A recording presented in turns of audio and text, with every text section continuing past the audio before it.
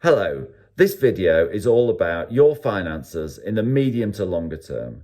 There's been a whole load of stuff to get us over the 2 or 3 months, however long, of the shutdown. There's been furloughing of staff, there have been grants to small businesses, there's been help to the self-employed, there's been deferment of tax and interest-free loans. But after this period, the loans, most of that is loans, and the loans will need repaying. For example, the deferment of tax, all will need to have been repaid within a year. So what I'm thinking about now is how we can make sure our finances are okay so that we can make sure we can cover those loans as they fall due, and so that we can thrive both in the short term, maybe not, but in the medium term and in the longer term. So my first concern is about how we get back out of the close down. My overriding worry here is that a lot of businesses that have closed will not reopen, or reopen in a different form, or reopen quite slowly.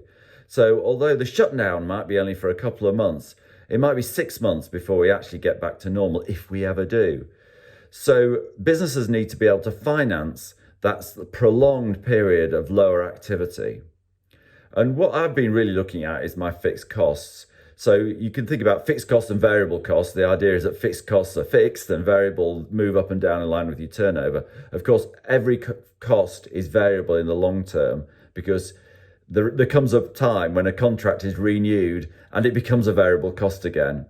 So really having a look at those, and really what I've done is tried to use my head rather than my heart, because a lot of business decisions, really, you can make easy decisions, you can make decisions that are comfortable to you personally.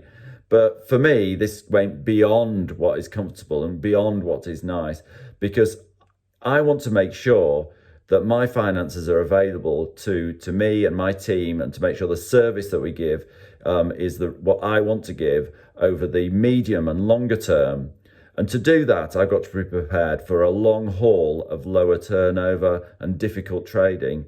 So I've made sure that I've turned as many fixed costs into variable costs, and also just really had a good look at them to make sure that I trim now so that I don't have to make bigger cuts in the future, and we can absolutely retain our core costs and our core structure that costs a lot of money.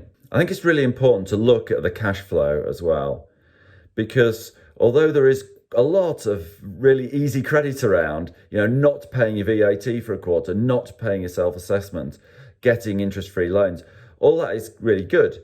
But we do need to make sure that we've got the cash flow to be able to pay those off. What I don't want me or my clients to be in a position of is when we come to this time next year and all the VAT has to be up to date, that we don't have the money available for that. And now is the time to prepare for that. So doing cash flow forecasts where you can see what you need in order to make sure you're not reliant on emergency funding at that time, I think is an important thing to do.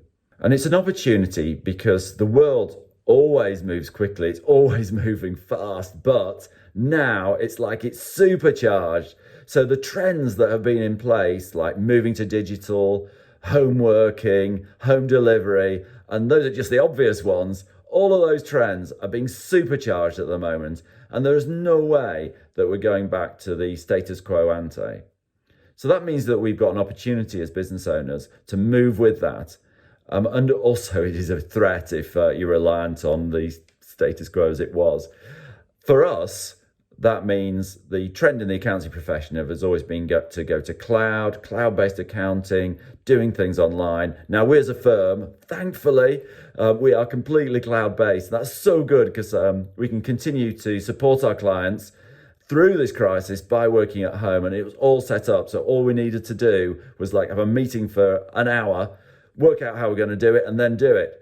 But those sorts of trends, and in my profession, I can see a lot of clients wanting to move to online accounting that haven't done previously. And we'll certainly be there to support people. But that's how I see it in my profession. In your business, there will be different ways in which the world is changing, but change it will, I'm quite sure. I think there's also slightly softer things that have come out of this. I mean, one of the things that I'm really valuing is my long walks on my own, because it just gives me the headspace to think about what I'm doing. And that's given me a lot, creative dynamism to what I do. I'll be able to think through and have time to think. And that's something that I'll be making sure that I continue as we move out of the crisis. And there are opportunities. So I think there is a real opportunity. We have this time at home, and I think this is a time that we can use it creatively. I mean, yes, we can create new businesses, so we can write new websites, we can do new things, we can change our business. I also think if you have a business that you're not happy with, it's a great time to just re-engineer your business, re-engineer it as if you were starting again with all the knowledge of operating it before. So you can re-engineer a business that you want to own and you want to run for the foreseeable future. This is a difficult time. And at the moment, maybe survival is the key thing. But as we move on from that, I think it's really important to think about how you can make sure your business thrives as we move away from the initial crisis towards perhaps a difficult trading period, and then to make sure that we've got the cash flow and we've got the ideas to make it thrive in the period after that. Thank you for watching. Please like the video. That really helps me. And if you haven't, then subscribe, and I will be giving more updates every week. Thank you.